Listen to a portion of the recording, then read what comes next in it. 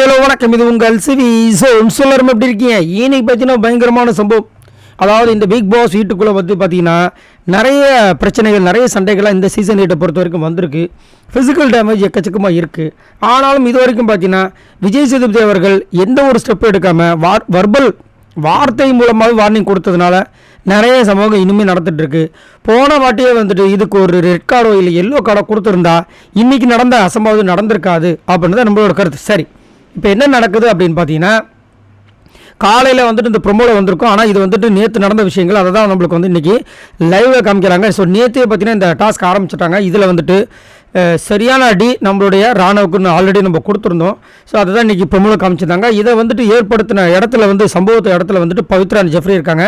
So ப்ரொமோவில் கிளியராக தெரியுது ஜெஃப்ரிக்கும் ராணுவுக்கும் ஒரு தள்ளுமுள் ஏற்படுது. அதில் தான் வந்துட்டு அவருக்கு வந்து இது மாதிரி நடக்குது. அவரும் நான் எதுவும் பண்ணல அவன் நடிக்கிறான்னு சொல்கிறாரு. அதுக்கப்புறம் அருண் வராங்க. அதுக்கப்புறமா கேப்டன் வந்து கூப்பிட்டு போகிறாங்க. ராணுவ வந்துட்டு மருத்துவமனைக்கு சென்று விட்டார் அப்படின்னு பிக் பாஸ் வந்து அறிவிச்சிட்டார். சரிங்களா? இப்போ என்ன ஸ்டேட்டஸ் அப்படின்னு கேட்டிங்கன்னா அவர் மறுபடியும் வீட்டுக்கு வந்துட்டார். இப்போ வந்து ஃபுல்லாக வந்துட்டு ரெஸ்ட் எடுக்கணும் அப்படின்னு சொல்லியிருக்காங்களாம். அதாவது கிட்டத்தட்ட 3 வாரம் இல்லை 2 வாரம் மினிமம் எடுக்கணுமா. ஷோல்டரில் பயங்கர இன்ஜுரி போல் இருக்குது. ஸோ இது எங்கே போய் முடிய போய் தெரில. ஸோ கண்டிப்பாக வந்துட்டு மேக்ஸிமம் ராணுவ் இந்த வீட்டை விட்டு வெளியே போகிறது வாய்ப்புகள் எக்கச்சக்கமாக இருக்குது அப்படின்ற மாதிரி தான் தோணுது. ஏன்னா ஒரு 2 நாள் 3 நாள்னா அட்ஜஸ்ட் பண்ணிப்பாங்க.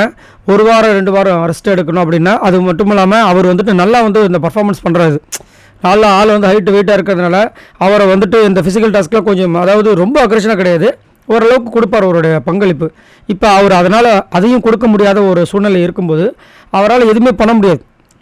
ஸோ அவரை வச்சுக்க மாட்டாங்கன்ற மாதிரி தான் தோணுது. என்ன நடக்க போது தெரியல. ஆனால் ரொம்ப கவலையாக இருக்குது. ஏன்னா நல்ல ஒரு திறமையான போட்டியால் நேற்று கூட சூப்பரான ஒரு ட்விஸ்ட்டு கொடுத்தாரு அந்த கேப்டன்ஷிப் டாஸ்கில்.